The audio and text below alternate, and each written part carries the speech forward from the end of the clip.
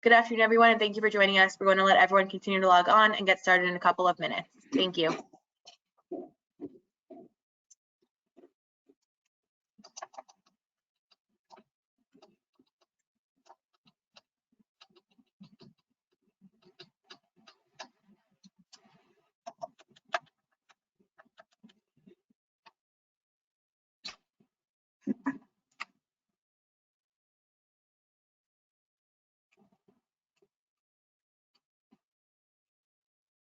Uh-oh, lost it. There he is.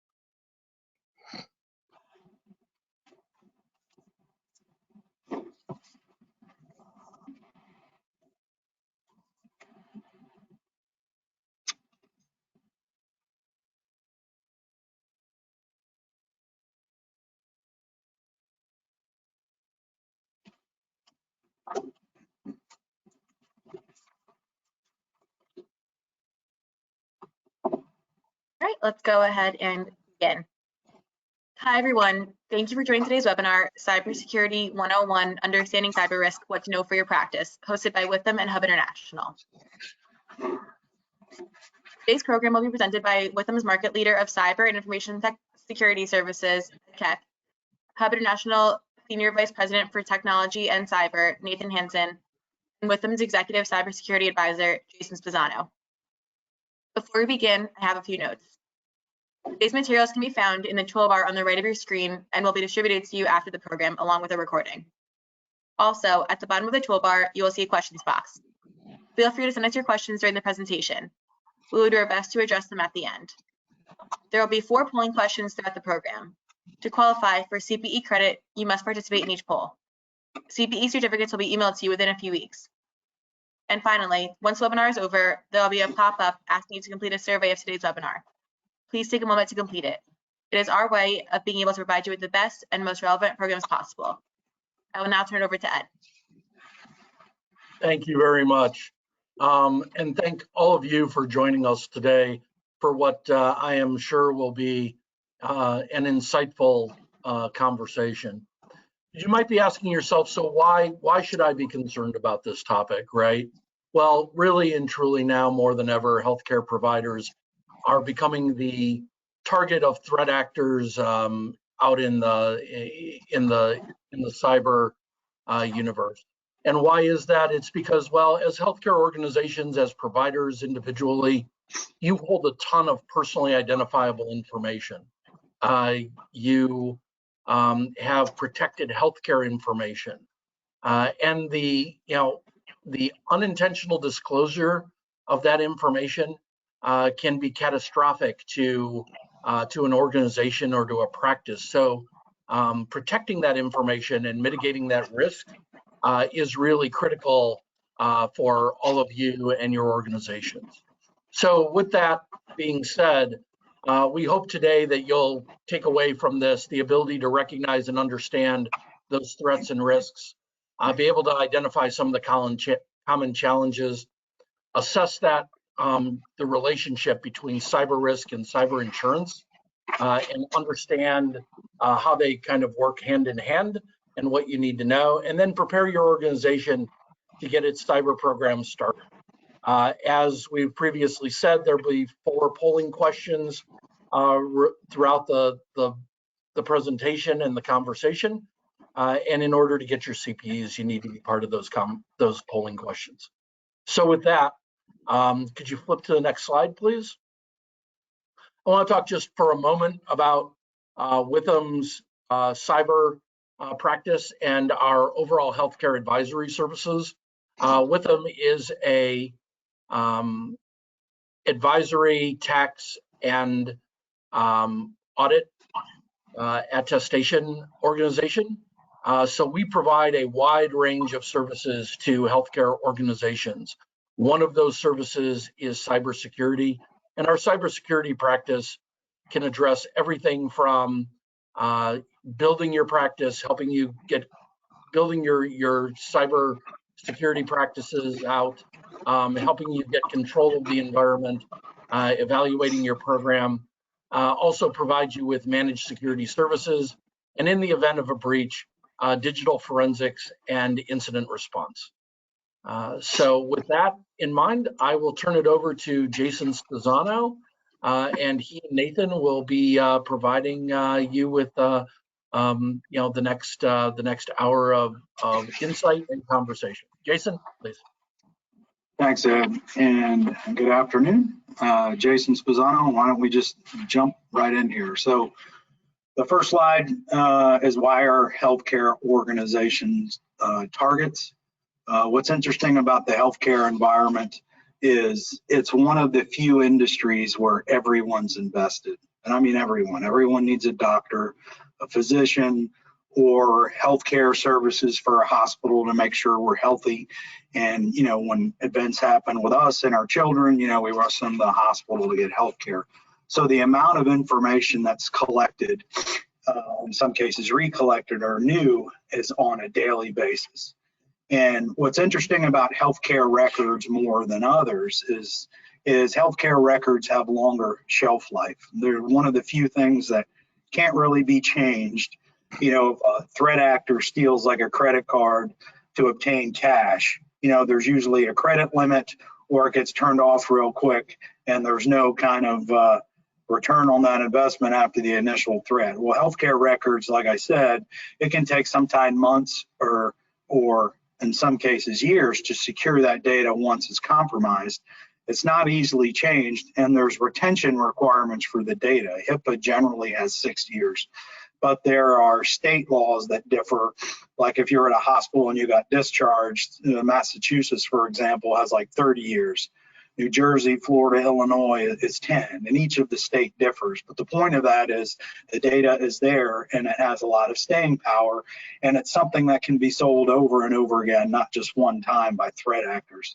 So I put some examples of the type of data that's collected by threat actors. Your name, social security number, date of birth, address, insurance information, medical history. In some cases, there's pictures taken, from x-rays, treatment information, credit card numbers, signatures. There's a lot of data that can be accessed by threat actors, and it gives them the ability to have a more complete picture of an individual. And those are things that make it attractive for them to go after as targets. And interesting thing is you can slice the data and sell it on the dark web, and I'll talk about that here shortly, to multiple buyers. So the dark web is an environment where threat actors usually sell a lot of this information. It's kind of, it requires specific software to access. It kind of overlays the internet, and you can communicate anonymously, but the point of that is it's an environment where a lot of this information is bought and sold. I think the end of last year, I did a talk, and there's actually a price index on different types of data and what it typically sells for threat actors. It's a commodity and it's a business and it's thriving. So on the bottom of the slide, I have the different types or the different ways that data they collect can be sliced and diced for, fraud or nefarious use. You have health insurance fraud. You can build an insurance collector and no one's aware of the fraud until down the line. Drug abuse or trade, so you can get prescription meds, which is a controlled substance. Identity theft. This one's interesting and more personal for me. While I didn't have a healthcare incident, I was in the DoD government space for quite some time. And in 2015, OMB had a hack where all the people that had clearances, Chinese hackers pulled that information. Well, the end of that same year, I filed my tax information to find out I had already filed it. And so there was a specific example for me where my data was hacked and it was used for tax fraud. I had to hard copy my taxes in that year, and that was actually a great example. The IRS actually flagged it, no harm, no foul, but that really struck home to me, particularly in an environment where I actually work in, how this stuff can come home for anybody. Credit card fraud, which I think we all have examples or people we know for credit card fraud, and email databases. This one's interesting because, you know, in our day-to-day business lives, we sometimes access business-to-business environments, or think about just all the things that we do when we wake up in the morning. Sometimes we get online, check work reports, we check our email, we do banking, our kids do video streaming, or video games, or we do video streaming, you pay your bills, you do, I mean, you name it, our whole lives are online. And a lot of these third parties, these emails get shared with third parties. And in some cases, their information gets hacked. And there's a wealth of information that it's allowed to be pulled that can be used for scamming. But the point of this, you get an idea of the amount of data that's collected in the healthcare environment, which makes it an attractive target. The other interesting thing is, if you look at a medical record and what it sells for on the dark web, it's 10 times more valuable than a credit card being sold from a threat actor. So the value and the attractiveness of that increases for them. The other thing is, for medical practices or say hospitals, the loss of an IT system, in some cases, if it's an urgent health emergency, can impact lives, not to mention money and the other things that go along with it. So in some cases, it could be a matter of life and death, which I know Nathan will give some examples in case studies here shortly. The reason why that's important is it can make healthcare organizations, in some cases, susceptible to blackmail due to ransomware, because guess what? They need to help people and get their operations going. So these are just one of the ways it can be used. And healthcare has changed, you know, after high-tech was put in place in 2009, which allowed the sharing of information with different exchanges and third parties. Once the pandemic hit, you know, the increase in telemedicine, remote patient monitoring, medical systems, data sharing, you know, obviously expanded in the use of cloud-based systems. And my vernacular, the sum of all points you can access someone's organization is called their attack surface. That expanded. But with the increase in remote access systems and tools, there's more means and more breadth a threat actor can get access to this data. So Nathan, I'll hand it over to you now so you can give some, you know, examples and case studies regarding threat actors. Great. I think we're in our first poll question. Oh yeah, poll question. While we're Did you want to chime in? Yeah, while we're doing the poll question, you know, would you say that healthcare organizations and practices are one of the few places where all this information comes together, and that makes it kind of a unique source or a unique opportunity for the hackers? Yeah, that's a good clarification, Ed. And if I didn't state that, I should have, but you're absolutely right. All that information is collected, you know, for each healthcare organization, which makes it an attractive target to get a treasure trove of data in one fell swoop. Great, thank you. Okay, let me pull up for about 20 more seconds. What popular condiment was prescribed as a medicine for indigestion in the past?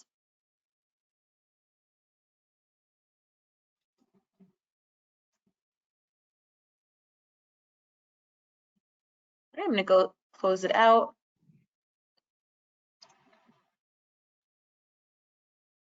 And here are the results. So that's interesting. So for this poll question, the right answer is ketchup. So ketchup was prescribed as a drug. So in 1834, a doctor named John Cook Bennett added tomatoes to ketchup. And previously, ketchup had been a concoction of fish or mushrooms, which doesn't sound very good medicine. But anyway, the addition of tomatoes meant it had vitamins and antioxidants to the sauce, right? So they claimed the recipe could have cured diarrhea, indigestion. It probably gave you that, but that's what they said. It claimed it fixed, along with jaundice and rheumatism. So ketchup is the right answer. So Nathan, over to you. Great. Hello, everybody. Just as a brief introduction, my name is Nathan Hansen. I work at Hub International, which is an insurance brokerage where we help our clients obtain cyber insurance as well as all kinds of different other lines of insurance. And so the Withum team asked me to come on to talk a little bit about some of the trends, what we've seen over the last few years, what we're seeing now, and what different types of exposures that are there for health organizations that we need to obviously be aware of and look into, not only to protect yourself from a cyber attack, but also what you might need to do to be able to procure cyber insurance. So from that standpoint, Jason did a nice job talking about data and health data and how valuable that data is, and one of the reasons why bad actors target healthcare entities when they are determining who they're going to attack. Another reason that they attack healthcare entities is because of the fact that it is critical to keep business operations running, right? And financial loss to a hospital obviously can be damaging. And so ransomware is one of the areas that has been very popular over the last 3 or 4 years, where bad actors are now finding that ransomware is the main way to monetize their criminal activity. And so prior to 2020, we heard stories of, ransomware attacks happening every so often. Ransomware demands typically, in the 5 figures range, in the 50,000 type area, sometimes even getting into the 6 figures. That's obviously changed now, right? Ransomware attacks routinely now in the 7 figures, sometimes even the 8 figures, which could create a significant hurdle if a healthcare entity is faced with a lockdown system that and a demand from a bad actor indicating we need to pay $15 million or whatever that equates to in Bitcoin or some other cryptocurrency to be able to get our networks back up and running. And then there's always the question, are they going to give us the proper decryption keys to be able to allow us to get back up and running? So that ransomwares, I wanted to talk a little bit, a couple case studies, talk about some of the history and how we're seeing the trends. It's kind of fluctuated over the last 3-4 years. So we start in 2020, 2021. I have a quote here that I usually put in presentations from a press conference when they were discussing the Colonial Pipeline attack back in the spring of 2021.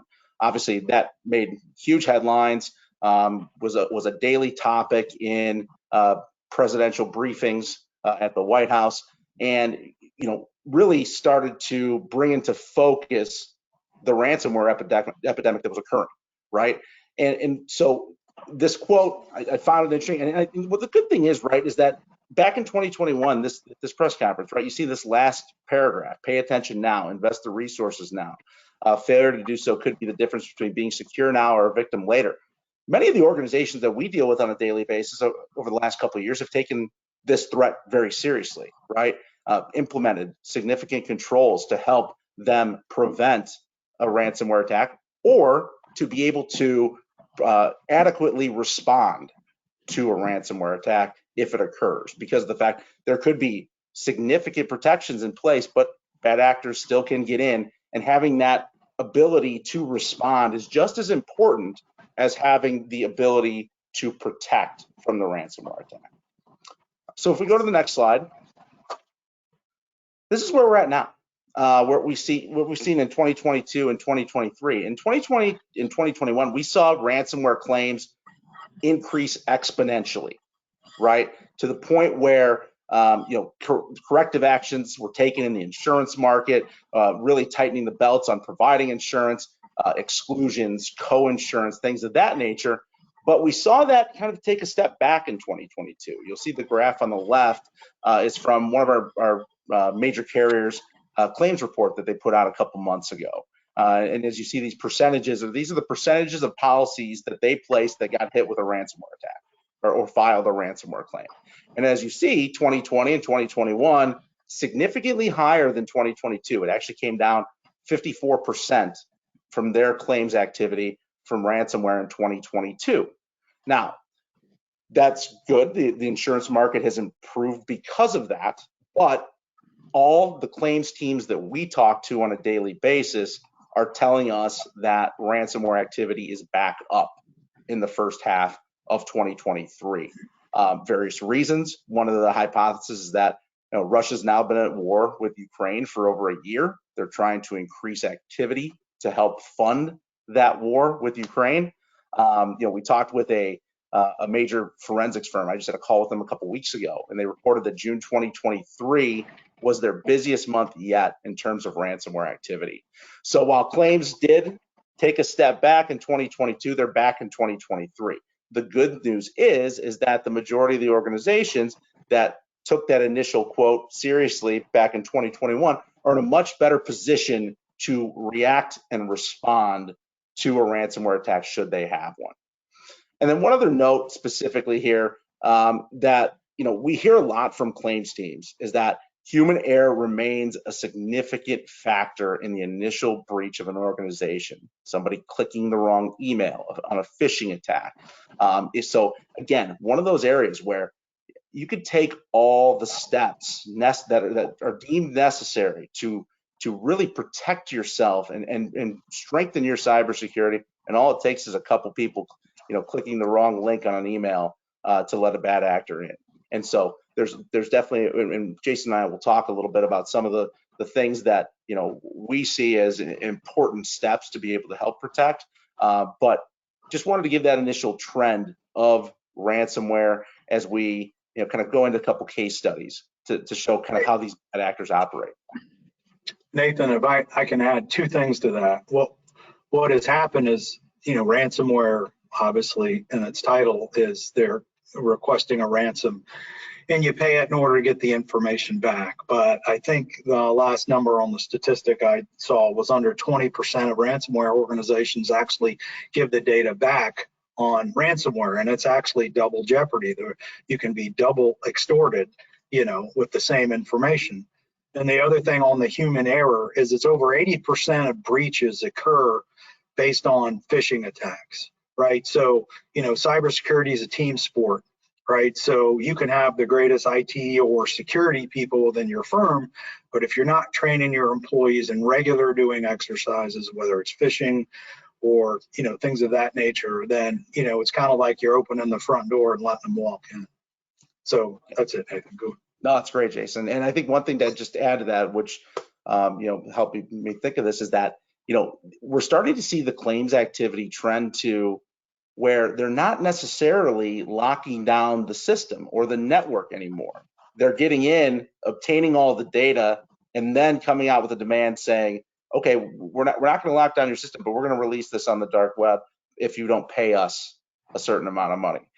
So that ransomware can take many different shapes, and bad actors can act in a variety of different ways, as we'll talk about in a couple slides. Can we go to the next slide, please? Wanted to share some stats from a report that I found interesting that was published last year, from SOFA. So I think the key here is that these percentages and some of these numbers are pretty large, right? 90% of the companies that were impacted by a ransomware attack said that it impacted their ability to operate. The other 10% may have had backups that they could fire up quickly and really not have to worry about the attack. Again, 86% indicated that the ransomware attack caused loss of business and revenue. Obviously, a significantly important piece, something that standalone cyber insurance can help cover in terms of business interruption, things of that nature. But that number is staggering, right? I mean, you can have, and again, jumping off the dollar figure and jumping over one, that says 1 month was the average time to recover from an attack. So you might have a scenario where you may be able to kick the bad actor out quickly or do something to that effect, but you might still have business operations impacted for a significant amount of time afterwards.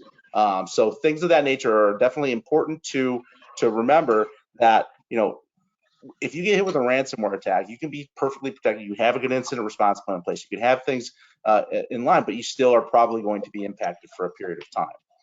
Going back up one here, the average cost to remediate an attack was at 1.4 million. Again, that is consistent with, from a demand perspective, what we're seeing in the 7-figure, sometimes 8-figure demands, but then also, right, the forensics costs that will be significant in helping to deal with and remediate from a ransomware attack.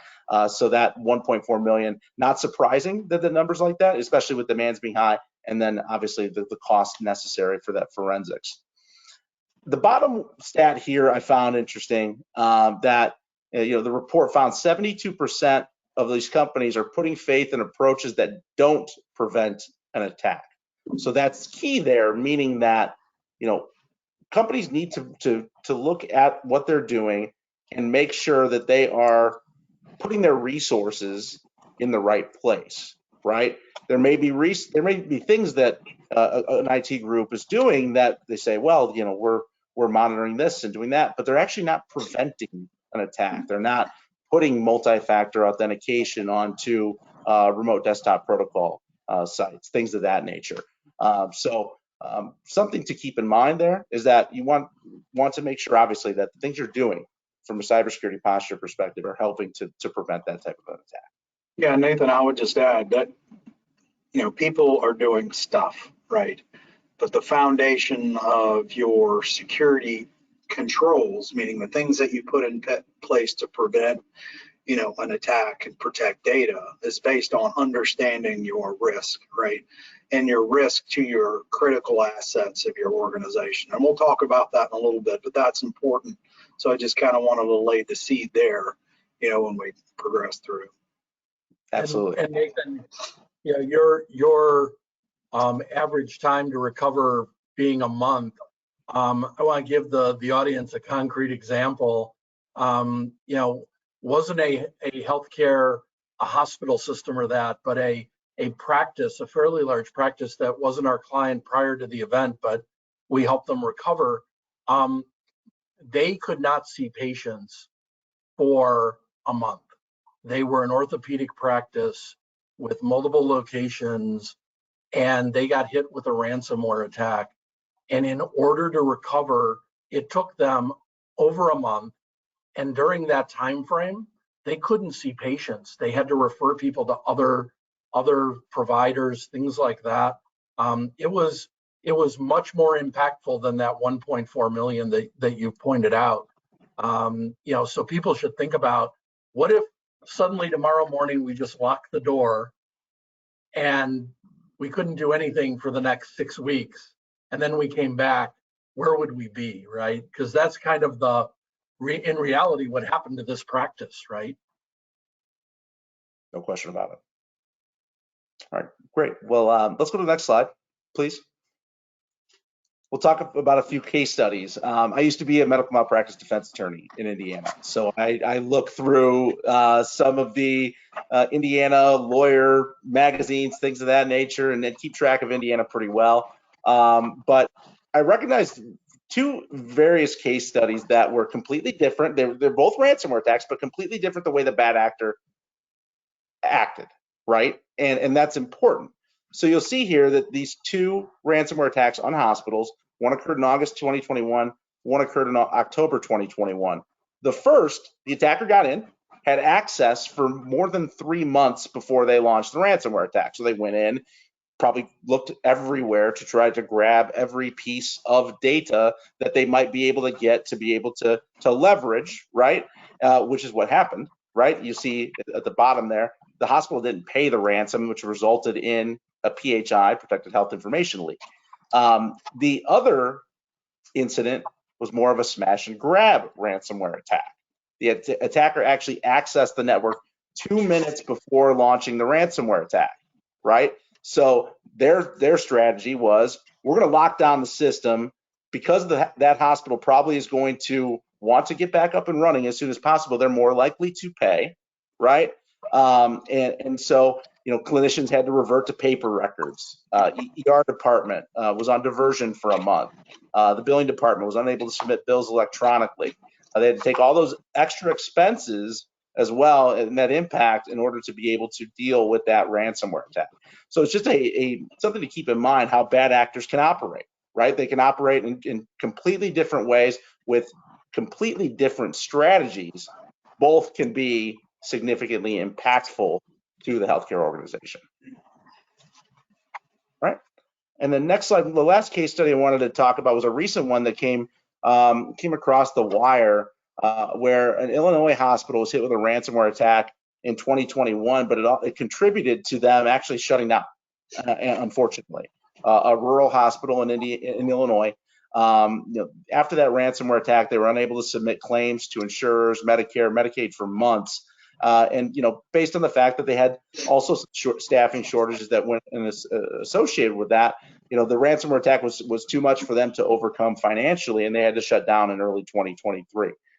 So it's just a caution story that the ransomware attack can have a significant impact on your business and a significant impact on your bottom line, and making sure that adequate protection is in place to help prevent ransomware attacks, to help respond and have the right response mechanisms in place to respond to a ransomware attack, as well as, and we'll talk a little bit later about how cyber insurance can help with that, is also an important piece. Okay, yeah, I think this example is the first one I've noted where the organization actually claimed that ransomware was the reason they went out of business. So when you talk about enterprise risks to an organization, cyber, talk about a material impact to your organization. I mean, this is Exhibit A. No question about it. Okay, I think we're up for another poll. Yep, we're on to our second polling question. Which phone are babies born without?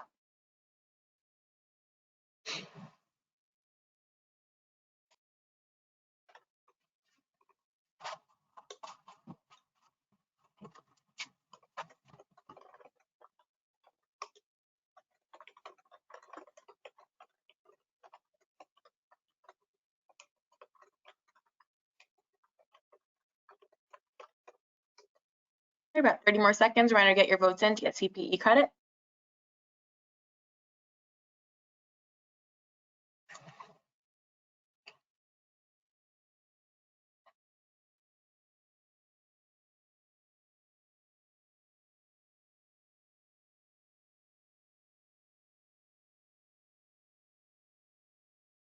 Okay, I'm going to close it out. And here are the results. Okay, so this one's interesting, and I actually expected the responses to be the way they were. The answer is actually the kneecap. So the patella is made of cartilage, and it slowly and gradually stiffens and then turns into bone. So that's called ossification. The skull, which is the fontanelle, are the gaps between the bones that make up your kid's skull, but it's the kneecap. So, trivia.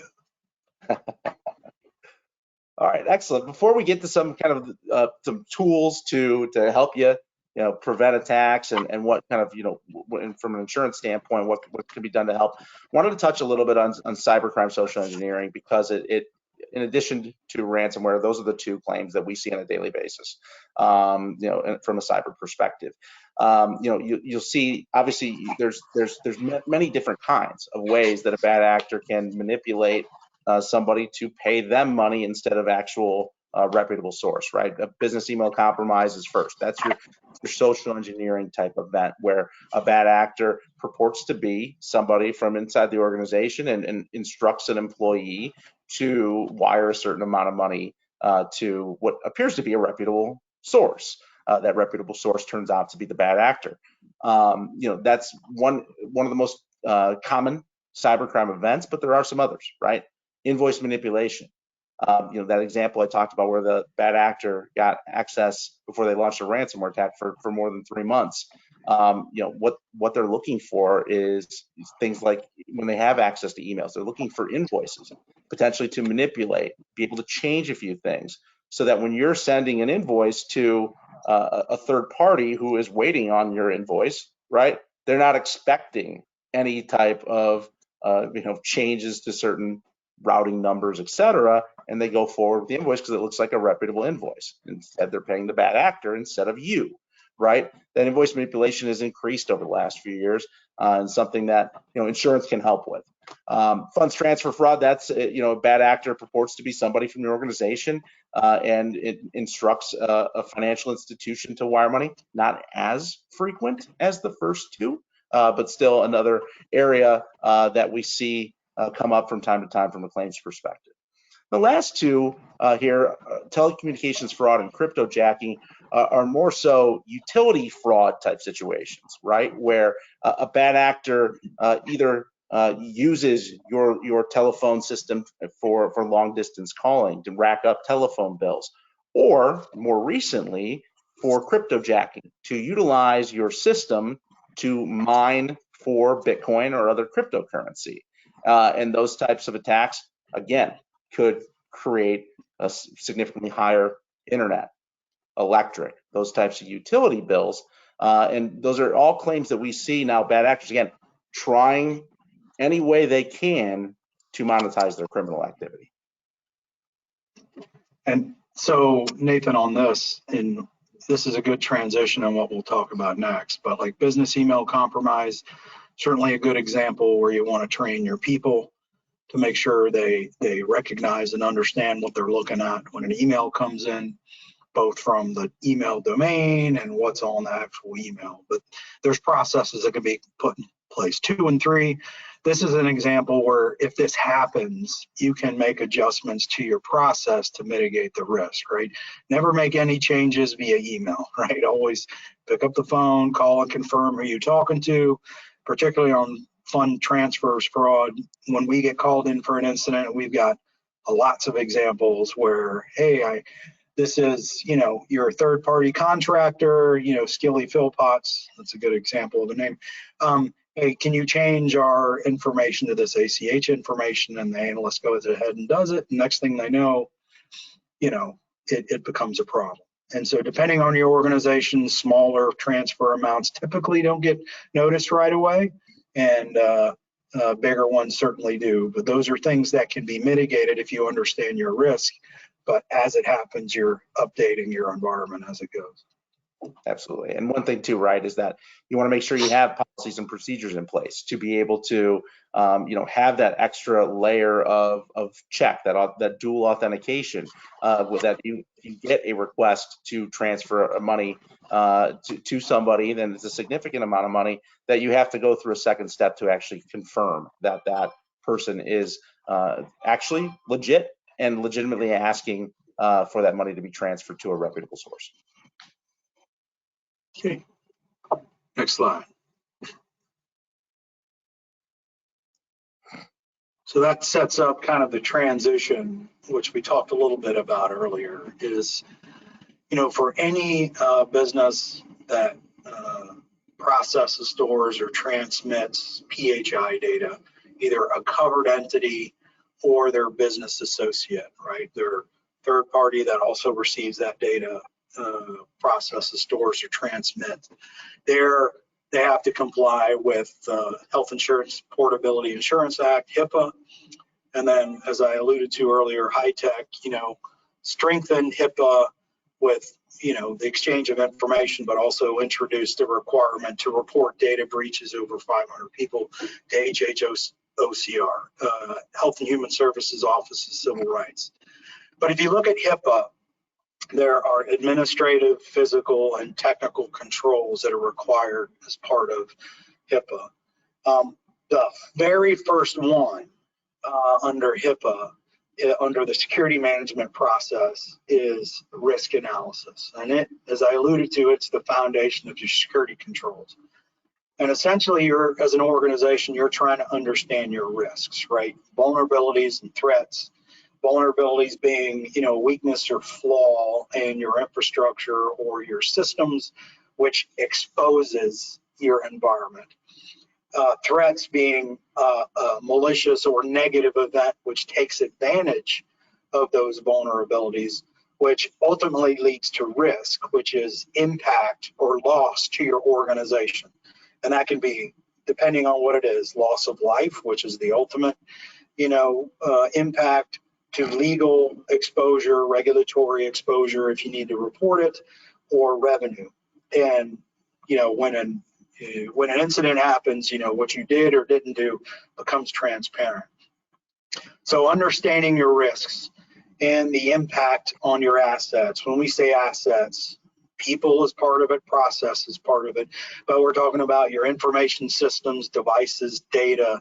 Those are your assets. What are your risks to those assets and the impact upon your business if they should go down? I'll use Epic because it just popped into my brain, but most healthcare organizations use cloud-based access to Epic, which has some good requirements being cloud-based, but it also has some other problems with it.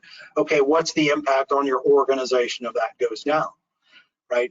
The other part of is risk calculation. Once you understand what those risks are, what's the probability or likelihood of that actually happening? The reason why that's important, it lets you understand, okay, if I need to continue operations, if that goes down, I can prioritize by importance what I need to protect first. So if Epic goes down, if I need to continue operating right away, Nathan mentioned it on one of the other examples, what are the alternate methods I can use to continue operating? It may be I need to do, you know, handwritten stuff, and I can do that, say, I'm making it up, but I can operate manually for 5 days before I need my systems back up. The reasons why that's important is if you can do that for 5 days, you've just established a metric of which you now need to be up and running after 5 days for an incident. And then once you understand your risk and impact, it now allows you then to look at what are the mitigations you can put in place, either the administrative controls, which are like policy, process, and risk analysis is part of it. What is your physical controls to limit access, or what are your technical controls, like multi-factor authentication is a good example. And then once you put those controls in place, you wanted to monitor them, I can say that word, to make sure they're effective. And then as things change, you know, your risk change is not static. You know, as new risks get introduced, you want to update it and adjust fire. We gave some examples like on the last slide that say your first time you got a request for changing ACH information. Well, that's a new risk. You want to implement and update your risk analysis, processes, and training accordingly. You document this, and then that helps you then allocate resources, people, money, and investments into solutions that help you mitigate that. And all of that's critical to understanding for cyber insurance, right? I have looked at a large healthcare organization. It was a health system, not just a hospital. And they had at this, I won't mention the actual insurance provider, but they got turned down on their insurance renewal because they didn't have a good understanding of their risk. And what was interesting is when I looked at the denial letter for their renewal, they made specifically noted, and we periodically check to make sure you're updating your risks. It's not just you need to do it once, because the risk is not static. In cyber threats, it's certainly not static. They want to make sure it's a continual process that you're monitoring and updating accordingly. And that was enlightening for me to see.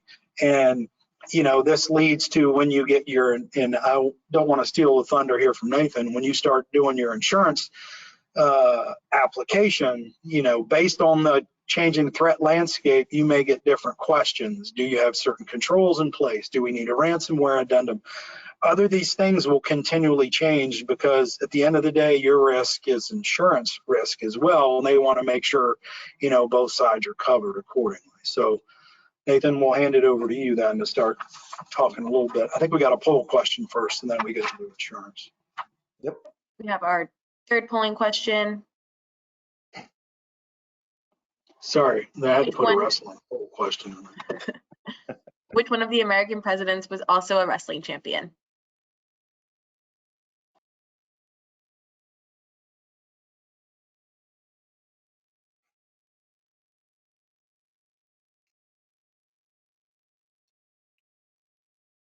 We're at 30 more seconds.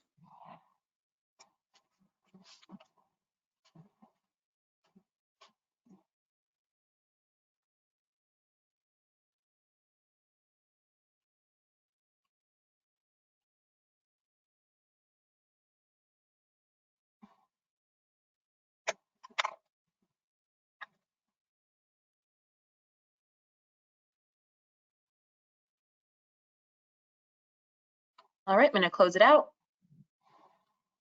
And here are the results. Okay, now the answer to this one is Abraham Lincoln. So you wonder how they keep records of this, right? But, you know, as the legend goes, you know, Abraham Lincoln only lost 1 out of 300 wrestling matches. I'm not sure how they got the number 300, but supposedly he was a county wrestling champion at the age of 21. His brother, I guess one of his well-known matches, he used to throw people, hijackers, overboard from the Step Brothers river barge.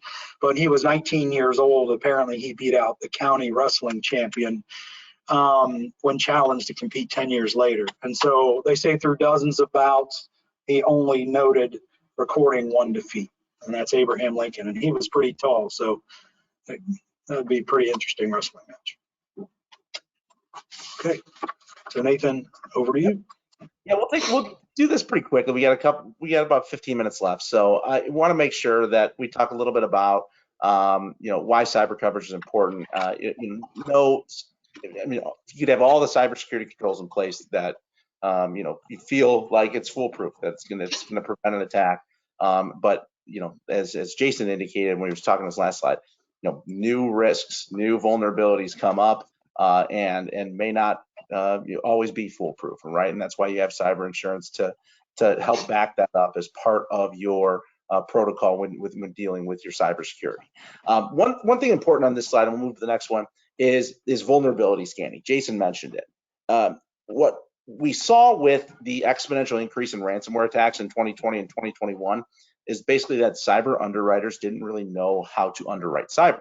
And so they all started to use vulnerability scanning as part of their underwriting to assess risk. So the first thing that they do when you send in an application is they do a vulnerability scan, whether it be a third-party vulnerability scanning service, such as a BitSite or a security scorecard, or some insurance carriers, InsurTechs, actually have their own internal vulnerability scanning capabilities. So from that standpoint, the first thing they're doing when they look at a risk is checking to see what types of vulnerabilities you may have. And so it's important to keep that in mind as part of your cybersecurity profile to do vulnerability scanning potentially, right? Or align yourself with an insurer potentially that can provide you that service and help you run periodic vulnerability scans, because some of those have that capability for their insureds, right? So that vulnerability scanning piece is significantly important when dealing with obtaining meaningful standalone cyber insurance. Yeah, and I'd add 2 things to this. One is vulnerability scanning is not a one-time event. It needs to be reoccurring, right? So move it, if you haven't heard of it, a recent exploit is out there. You have new vulnerabilities that come out. They're initially called 0 days. Once they have a fix for them, that patch or update, you know, vulnerability scanners over a period of time will start accounting for that in the scans. But again, it's not static, so you want to periodically do it externally to your environment, but also internally. Internally, it's important because these new patches or updates come out and you can identify whether you've done the patch or not. And when we do pen testing, which is basically legal hacking of your environment, we find outdated software or patching in many cases is not being done. I know there's reasons for that, some third-party systems, but that's still your risk. So those are things that have to be looked at regularly. Great, thanks, Jason. Let's go to the next slide if you don't mind. I could spend about 45 minutes on this slide, but I'm not going to today. This is a list of 10 important cybersecurity controls that we hear on a daily basis, most from insurance companies, right? So if you're looking to button things up to help to get that most meaningful cyber insurance, these are some of the areas. I'm just going to touch on a couple of them. I talked, and Jason talked a little bit about multi-factor authentication. That it's the number one control from an insurance standpoint. And why is it the number one control? Because that is where the majority of the claims come from, that clients insureds without multi-factor authentication in place. We saw that, you know, when that exponential increase in ransomware occurred, now more and more and more insurance companies won't actually provide insurance for companies without multi-factor authentication in place for remote access, for email access from a non-corporate device or a web application, for privileged users, those individuals within your company that have widespread access to the network, the gold mine for bad actors for those credentials to be able to obtain. So that multi-factor authentication, I think, is still the #1 most important control when you're looking to obtain and procure cyber insurance. A couple others, and it has to do with the fact that of how to minimize the potential impact. One being backups, having significant backups that are kept offline from your main network. So in the event of a ransomware attack, you have the ability to say, okay, let's take a step back. We don't necessarily need to pay this ransom demand because we have backups, full backups that are run routinely to be able to reboot the system, which may take a little bit of time, right? But it comes into that decision on whether or not to pay a ransom demand in the event of an attack. One other thing I wanted to point out that has come up a little bit more frequently in the last 6 months or so is the last one on this list, end-of-life software, and having that segmented from the main network. We've heard claim stories in the healthcare world where a bad actor was able to actually infiltrate the network and launch a ransomware attack through a CT scanner. It was a CT or an MRI scanner that was connected to the main network and didn't need to be. If it was segmented, they wouldn't have been able to get anywhere and to be able to launch a widespread ransomware attack. But because that CT MRI scanner that was unable to be patched because it was end of life, that led to an actual full-blown ransomware attack. So just things like that, areas that you take a look at and say, all right, are there things that we're using that we really need to take an extra level of protection to be able to help prevent one of these wide-scale ransomware attacks? And Nathan, two things. First is if you're doing a risk analysis phase and doing it well, that end-of-life segmentation can be identified during the risk analysis phase. Legacy systems, they're not updated for whatever reasons. In some cases, there's legitimate reasons. We need to isolate it or segment it. One thing I would note is we help customers many times with their applications for insurance. In some cases, if we did not and we ask to look at it, some fill out, yeah, we've done this, but they were going to do it or they haven't done it. If you haven't done it, do not say you have. If you're going to do it and you have a plan of action and milestones of when it's going to be done, that's fine. They may say, hey, I have this, I'm doing this by this date. And Nathan knows better than I, they'll come back to you and say, hey, we can give you this now. When this is done, let us know, we'll verify it, we'll give you X. But when an incident happens, what you did or did not do becomes transparent, and there's precedent already set that, hey, they said I'm making it up. Well, this one I'm not making it up, but hey, you said you had multi-factor authentication on all your systems, you only implement it in partial, so your policy is null and void. That precedent has already been set, and that's not a position you want to be in. Absolutely, it's a great point.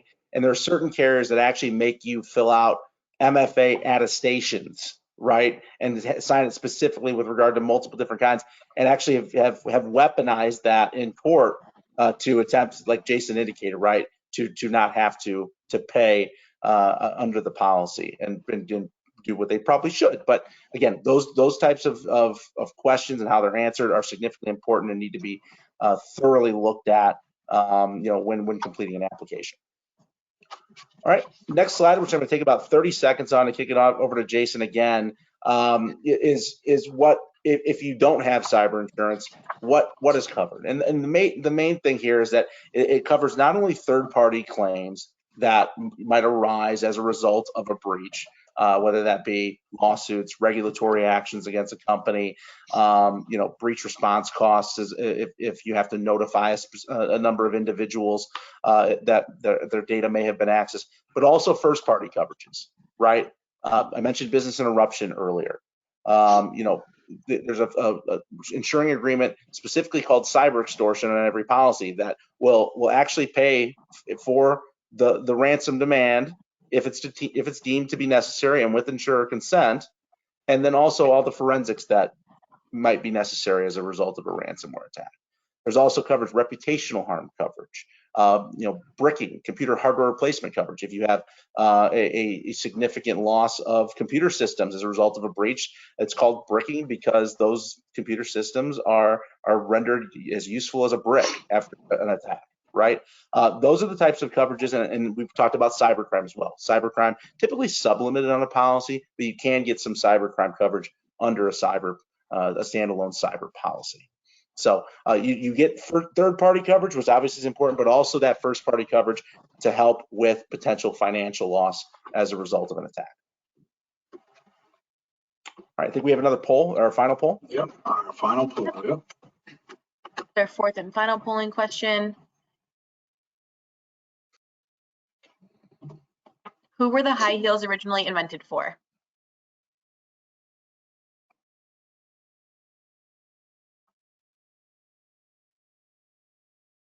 I'm glad we don't have to vote on these. I'd probably get all of them wrong. Well, I should have done what you said. We should have, if one person got them all right, we should have gave out a prize.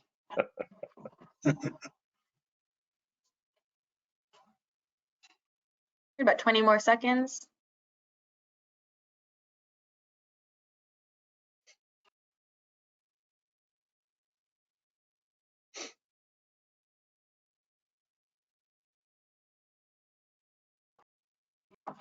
I'm going to close it out and share the results real quick.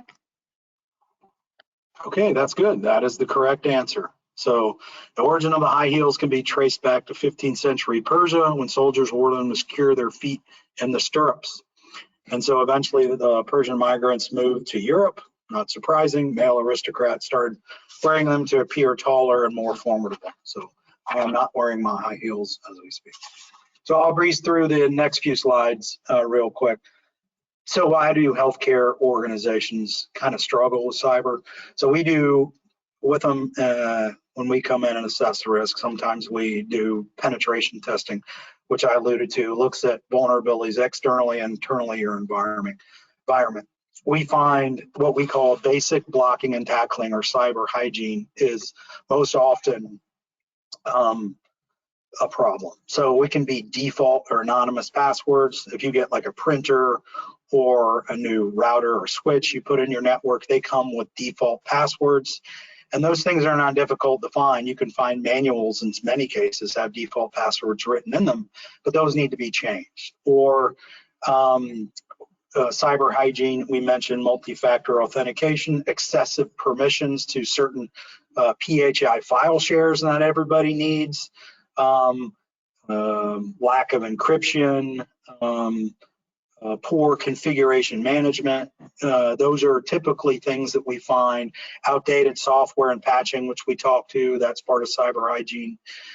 In many cases, we worked with a major healthcare organization and they had systems by GE, I'm not picking by GE, they had multiple systems that were out of date. This is where segmentation is helpful, but they were saying they can't do anything about it. Their third-party contractor does the updates for these systems and they need to pay for it if they do it. And so, but it's still their risk. So you have skin in the game to go back to them. And there's legislation with FDA pending, which is going to make sure that changes for third-party systems that get fielded to hospitals. But these are common problems we see when we look at a healthcare environment. In some cases, in-house expertise. You have IT people. IT people are not security people. So that's something that if you need advisors, cybersecurity advisors, an organization like Withum, that's things that we do. It's good to have people available to help with that. Third-party risk management. You can have third parties that handle critical information, PII, PHI, or in some cases, financial or business critical information, as you would define it, that if it got lost, it would have a material impact on your organization. You need to understand what the risk to your third-party organizations are. Ensure there are minimum contract provisions for certain controls and information sharing and such, but that is a continual emerging field and it will only expand, particularly as more people adopt managed service providers and cloud service providers in the shared responsibility model. Training, cyber training, we've alluded to that, but it's a team sport.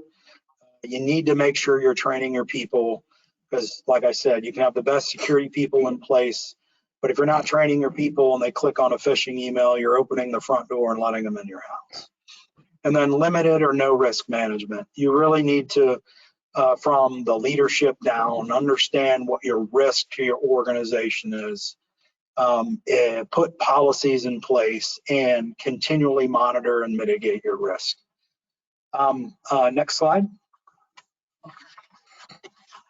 So if you're have an incident, you got to know who to call, right? If you have an incident response plan, follow your incident response plan, which outlines roles and responsibilities for your staff and things that they need to do.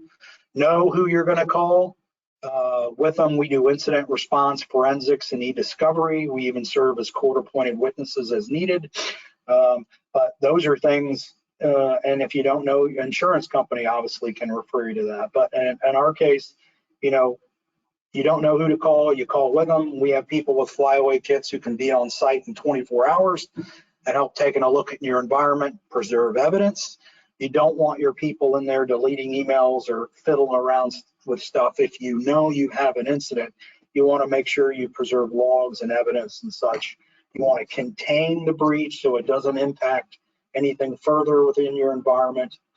Incident response management, this really alludes to the roles and responsibilities that once you kind of implement your incident response plan, the management who has specific roles and responsibilities, they go ahead and you know, play out their role as assigned.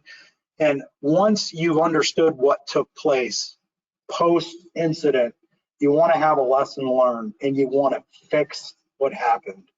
An incident, if it happened one time, that threat actor will come back a second time because they will want to understand if you fix what they originally exploited. And unfortunately, in many cases, that does not take place. So post-event, you want a lessons learned and you want to fix the environment and then you want to document that. All of that stuff is very helpful. Hey, things happen. Cyber is not static, but post-incident, all this documentation is very helpful to make sure that you've done things that you said you were going to do. You fix something that happens, and if another exploit happens, you want to make sure you've covered and minimized your risk, and documentation is part of that. Next slide, and I think this is the last, if I'm not mistaken. Okay, so how do you get started? So the HIPAA, which everyone that stores, processes, or transmits PHI data needs to align with, is you need to assign someone as your security lead. That is a requirement. If you don't have the ability to have a CISO, it can be one of your IT people. It can even be someone that's outsourced who has responsibility, say, to the CFO. But you need to assign someone as responsible for your cyber or your security. Make sure you have policies and procedures in place. List lays out from leadership, signs off on it, but lays out how you're going to go about things and what you're going to do. Train your workforce, which we've alluded to. This is a foot stomper, of course, but this cannot be emphasized enough. You want to make sure you do an analysis of where you are against HIPAA standards. That would be your gap analysis, but do a risk assessment to understand what controls you need or what additional things you need based on your risk exposure, and then make sure your business associate agreements, which are really the people that are handling PHI for your organization, your third parties, make sure those are in place with all your contractors and vendors. And then, you can always reach out to Withum and we can come in and help with that. So with that, Ed, I think that's the last slide. I'll hand it over to you. So, yes, I don't believe we had any additional questions that haven't been answered. Is that correct, Rachel? That is correct. So we answered the questions that have come in through the webinar, but here are all of our presenters' contact information should you have any other additional questions that come to mind. And we'll also be sending out the webinar recording as well as the slide. Great. Feel free to reach out to anybody. Thank you all for your time. Please reach out if you have any questions to anyone who was here. Thank you. Thanks, guys. Nathan, appreciate it. Thanks, everybody. Thank you, everyone.